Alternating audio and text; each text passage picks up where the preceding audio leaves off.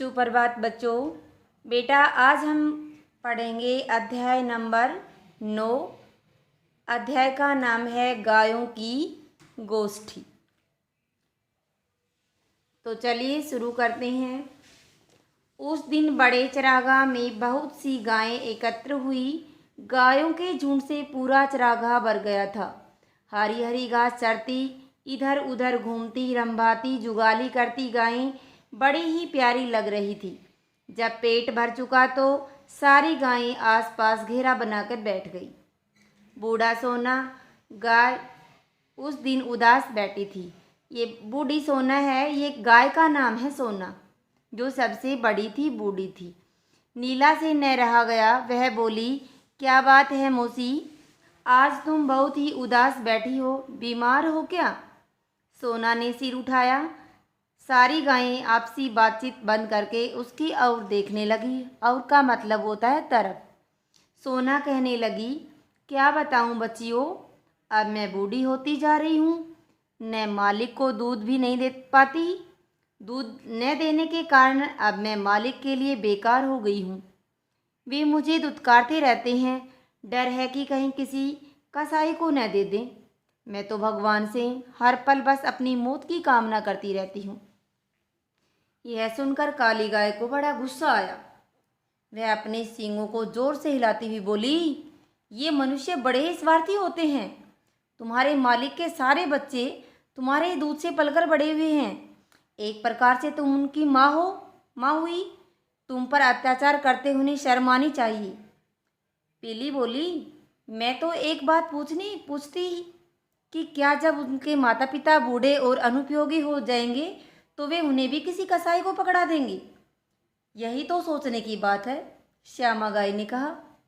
श्वेता बोली, मैंने सुना है कि हजारों वर्ष पहले भारतवर्ष के निवासी हमें माँ कहते थे। माँ के समान हमारी पूजा और सम्मान करते थे। पर हम पर हमारे बैल और बछड़ों पर उनकी अर्थव्यवस्था आधारित थी।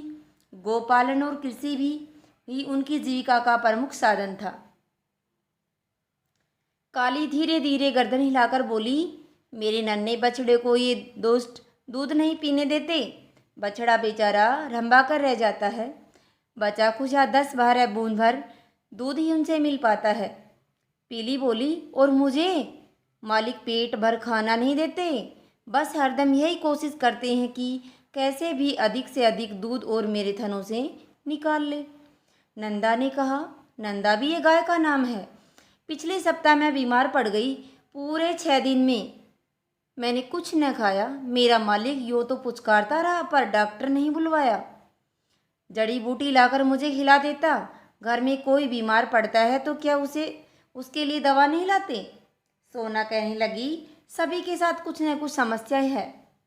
हम अपनी भाषा में आंखों में मौन भाव रखकर इन मनुष्यों से न जाने क्या क्या कहती हैं, पर लगता है मौन भावों को समझने में मनुष्य बिल्कुल असमर्थ है, या फिर ये समझकर भी नहीं समझना चाहते। आभा ने गुस्से से भरकर खुरों से जमीन खोते हुए कहा, सुनो, मैं सुनाती हूँ। इन सब मनुष्यों की नस्लता की प्राकष्ठा ये मेरे नन्हे बछड़े की खाल से पर्स और सैंडल आदि फैशनेबल चीज़ें बनाते हैं। ओह, यह राक्षसी प्रवृत्ति तो अत्याचार की आती है। सभी गायें दुख से कहराकर एक साथ चिल्ला उठी। काली बोली, हमें भी इन मनुष्य की भाषा आती तो इनसे कहते कि हम जीवन भर तो पूरी शक्ति से, पूरे मन से तुम्हारी सेवा करती रही। अपने बच्चों के हिस्से का दूध तुम्हें तुम्हारे बच्चों के लिए देती रही। हमारा गोबर तक तो तुम्हारे लिए बेकार नहीं है। उससे तुम अच्छी खाद बनाते हो, कंडे बनाकर ईंधन का काम लेते हो। मर जाने पर हमारी खाल तुम्हारे काम आती है। फिर तो तुम सबका भी यह कर्तव्य हो जाता है कि हमारे साथ बुरा व्यवहार न करो, हमें पेट भर खाना दो, हम पर डंडे न बरसाओ, दूध न देने पर भी हमारा पालन करो, हमारी पहली सेवाओं को याद करके हमें कसाई को न पकड़ाओ। तभी दूर बैठा गवाला बांसुरी बजाता गायों को घर ले चलने के लिए आ गया। सारी गायें उठकर घरों की ओर चल दी। तो कहानी हो गई हमारी ख़त्म यहीं पे। आज का होमवर्क है आपका बेटा, जो चैप्टर मैंने रीड करवाया है आप इसको दोबारा से अपनी बुक उठाकर एक बार दोहराई करेंगे इसी की। धन्यवाद।